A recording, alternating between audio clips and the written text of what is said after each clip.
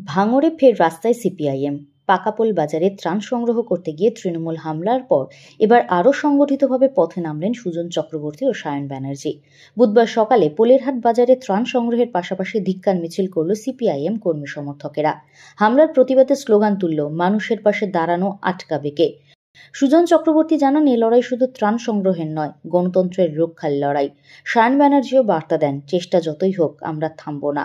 স্থানীয় বাসিন্দারাও সক্রিয়ভাবে যোগদান এই কর্মসূচিতে।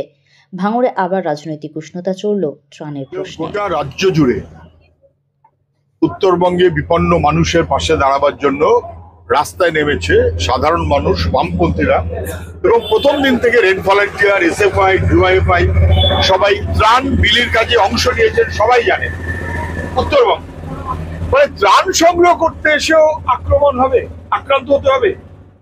পলাশ গাঙ্গুলি, আমাদের পার্টি নেতা, তরিকুল, মোশারফ সহ ৮-১০ জন ভাঙনের পাকাপোলে এই জল্লাদের রাজত্ব নাকি এগুলো? কেউ কিছু করতে পারবে না। এই দুদিন আগে এই ঘটনা ঘটেছে, হাসপাতালে ভর্তি হতে হয়েছে আমাদের কর্মীদের। আজকে আমরা এসেছি পোলেরহাট বাজারে ত্রাণ সংগ্রহের জন্য এবং মানুষের কাছে বার্তা পৌঁছে দেওয়ার জন্য।